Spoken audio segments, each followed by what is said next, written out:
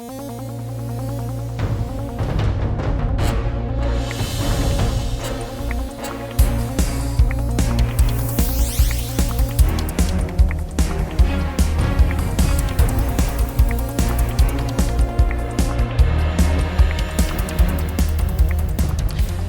to work is such a normal part of most people's routines. We get up, maybe have a coffee and splash water on our faces before we head in for the 8 hours, where for most of us, we know exactly what the routine will be. But for the employees of OC Transpo in Ottawa, Ontario, that routine would be shattered one spring afternoon in 1999. I'm Steph Gick, and this is episode 10 of Ominous Ontario. Pierre Lebrun had worked a few different positions in OC Transpo before he decided to quit in January of 1999. It had been a long 13 years for him, filled with relentless bullying and harassment from his coworkers. He had a stutter, which had been the main source of the mocking, not just at work, but for his whole life. Pierre began working for the city, driving buses in Ottawa in the mid-1980s. He was transferred through a few different departments in his time there before ending up working as an auditing clerk. Each position change was designed to get him working around less and less people. In 1996, the bullying against Pierre escalated when there was a transit strike. Rather than be on the picket lines with his coworkers, Pierre was off on a doctor-ordered leave. The transit strike, which lasted 24 days from November 26th to December 16th of that year, really changed the environment around OC Transpo, which was already extremely toxic. Ridership was already declining due to high fares, and the strike created another sharp drop. In my job, I'm actually a city bus driver, and I have been on strike before with transit, so I can really attest to this type of emotion during and after a strike. That emotion boiled over for the workers of OC Transpo. Pierre seemed to take the brunt of what one employee called a mob-style bullying, where whole groups would harass Pierre. He went to management a few times, but nothing was ever done about any of the incidents against him. In 1997, Pierre had enough and he hit a coworker. He was fired for the incident, but the union stepped in to get him his job back. They argued 3 main points. Number 1, that Pierre's dismissal was not warranted. Number 2, that management never looked into the complaints that Pierre had made. And number 3, that they had fired a man with a disability. The union was successful, and Pierre was hired back under the condition that he take anger management classes. Upon completing the course, he had to do a self-evaluation where he was asked, "Did you reach the goals you set for yourself?" Pierre answered no. Despite this, no follow-up was done. The teasing didn't stop for Pierre, and over the next year and a half, he would continue to report incidents to his union and management. One manager claimed he had been advised by Pierre that people were giving him trouble, but then he told him not to get involved and said that he would solve it himself. He refused to provide details to the manager. After quitting in January of 1999, Pierre took a cross-country drive, ending up in British Columbia for a while. He then went on to Las Vegas, where he lost a lot of money gambling before making his way back to Ottawa. Fully battling his depression at this point, Pierre would write a suicide note. Tuesday, April 6, 1999, was shaping up to be a normal day at the transit garage at 1500 St. Laurent Boulevard. There were over 150 employees in the building when the black 1997 Pontiac Sunfire parked near the supervisor's offices. Pierre Lebrun exited the vehicle, multiple rounds of ammunition making a distinct clinking sound in his pockets, and a Remington pump-action rifle in his hands. He walked in the door and yelled out, "It's Judgment Day," and then he fired. His first shot hit a steel drum and a locker before lodging in a computer monitor. The fragments from that shot struck 2 men who were able to flee down the hall screaming for someone to call 911. At this point, someone got on the PA and announced that there was a gunman, an action which likely saved lives that day. Even though some employees thought the announcement was a joke or that the gunshots were bus tires exploding, many others took action. People began trying to flee or hide from Pierre, but Brian Gay was too late. He was fatally shot in the chest and would be the first victim of Pierre Lebrun. Pierre then headed further into the garage where some employees were taking a coffee break in the back of one of the buses. The workers looked on in horror as their former coworker raised his gun and shot Harry Schoenmakers, killing him. Pierre then got on the bus and said to the terrified workers, "You think it's funny now?" before walking away, leaving them physically unharmed. After leaving the bus, Pierre then left the bay and headed to a chemical room where he tried to start a fire. Thankfully, the fire didn't take due to the sprinklers activating because the chemicals in that room would have been extremely flammable, and as you're going to learn, police response was a major issue here. When he was done setting the fires, he headed towards a storeroom where 4 people were working. He shot Claire Davidson in the back before he could even register the danger he was in. Another employee, Dave LeMay, shouted, "Look out, he's nuts," to the other men. Pierre asked him, "What did you say?" before killing Dave LeMay.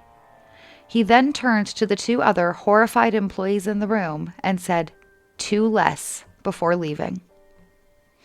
Pierre then made his way to the garage loft. I obviously can't speak for every transit garage, but the loft area at the one I work for is a large room overlooking the whole garage. It makes me shudder to think about the vantage point he must have had from there.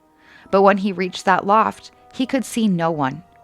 That call over the PA sent people that weren't near the shooting to hide or flee the building altogether.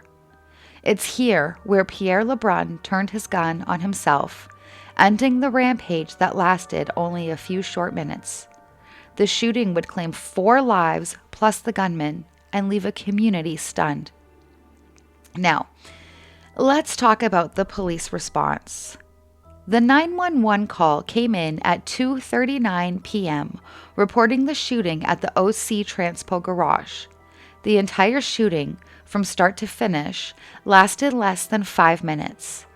One of the men sitting in the storage room with 2 dead men placed that 911 call, and while he's on the line, the other man in the room can be heard saying, "They are taking such a fucking long time to get here."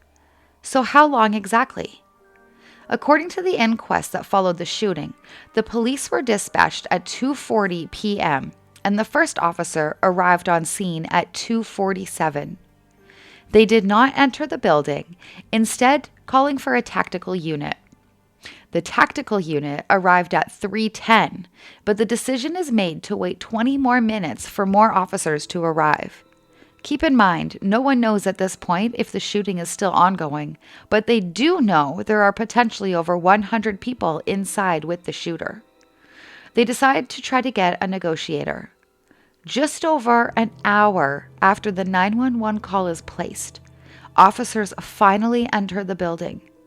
It will take another hour for them to get the 2 men out of the storage room where they have been sitting with their dead colleagues.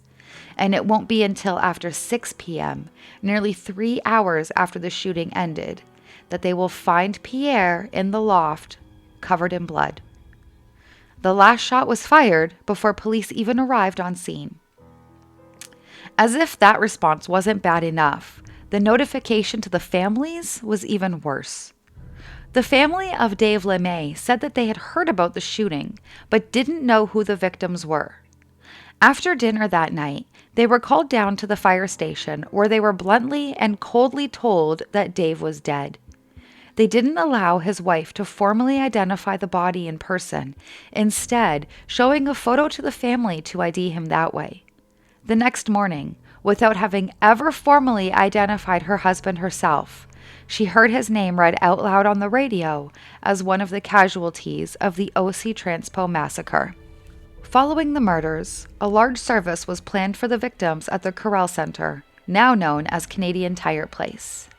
Over 5,000 mourners came to pay their respects to the men who went to work that April day, fully expecting to come home to their families. A memorial popped up in front of the head office of OC Transpo, with flowers and ribbons being left by grieving citizens. 3 days after the shooting, buses across the country pulled over at 2:45 p.m. for a moment of silence for the victims. 75 people also attended a ceremony for the gunman, including 4 of his coworkers.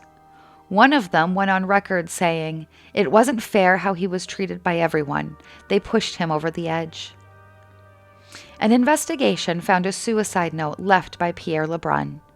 It was no secret that the workplace was toxic. A report made just a year earlier stated that morale was at rock bottom. He had brought up his concerns to management multiple times with no results. Reviewing the note gave some insight into his thoughts in the days leading up to the shooting, but also left questions. Part of his note read, "I'm going to commit an unforgivable act. I'm being followed, spied on, humiliated. I can't go on living like this. They have destroyed my life, and I will destroy theirs." He goes on to name 4 people he hated and 3 that had been helpful to him. None of the people on the list were victims of the massacre. There is no explanation for why some people were spared while others weren't. He also said that people were following him out west, including to Vegas, and added, "OC Transpo and the union can't hide what they did to me. I'm not crazy, but intelligent. Too intelligent." It's clear Pierre was experiencing paranoia in the days before the shooting.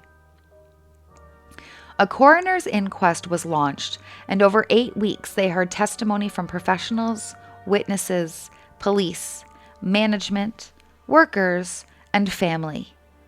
It was learned that while Pierre's gun was legally purchased, since he was an avid hunter, the ammunition was not, as his license had expired. Much attention was placed on the policies and overall atmosphere of OC Transpo, with one forensic psychiatrist calling it, quote, "a poisoned work environment." In a shocking turn, the inquest jurors learned that 2 months after the shooting, an employee died by suicide due to the guilt he felt. In his note, he expressed that Pierre had told him he wanted to shoot people at work, and even that he would use the loft in the garage to get as many workers, specifically managers, as possible. He said that he didn't believe Pierre would do it, and he thought that his friend was just venting. The guilt of what Pierre did was too much for him, and he ended his own life. Many call him Pierre's 5th victim. It was also discovered that police had no plans to the building and were only provided a hand-drawn map by a security guard, which made clearing the scene difficult. The tactical unit was also delayed because they were understaffed, and 6 of the 8 members of that unit were at court doing witness protection duties. They were also short on vehicles in the police force. At the end of the 8 weeks, the jurors on the inquest found that, quote, "OC Transpo nurtured an environment of bullying and harassment." They came back with 77 recommendations, 51 of which were for OC Transpo. Among them were basic things like having leadership training for management, creating an employee code of conduct, and having policies and procedures in place to prevent workplace violence and harassment. In 1999, they didn't have an employee code of conduct, which is just shocking to me. There were also recommendations for police. The inquest found that there were communication issues, there was a shortage of police vehicles, that too many people were at the command center with no clear instructions or roles because there was a mix of media and police at the command center, and that there was an improper handling of victim notification. They recommended a victim liaison for police, as well as a mobile command center. That recommendation had actually been made in the 1980s, but budget issues made it so that over 10 years later, it was still not implemented. It would be 2 more years before the Ottawa police would have a mobile command unit. In the years since the OC Transpo shooting, many changes have been made to workplace violence legislation in Ontario. In 2009, Bill 168 was passed, which requires all employers in Ontario to have a written violence in the workplace policy. It also covers domestic violence in the workplace and was heavily supported by two families that lost family to domestic violence in the workplace. Stories I plan to tell you in the future. Many employee assistance programs are also in place in workplaces all across the country, which provide mental health services to employees, often for free. Bullying is never an excuse to take a life, and I'm glad to see so many changes in the way mental health and bullying has been treated in the workplace since the horrific massacre at OC Transpo. That's all for this week. If you like Ominous Ontario, please take a moment to share us with family and friends, and follow us on Facebook at Ominous Ontario. We also love 5-star ratings wherever you listen so we can reach even more people. Thank you for listening to episode 10 of Ominous Ontario.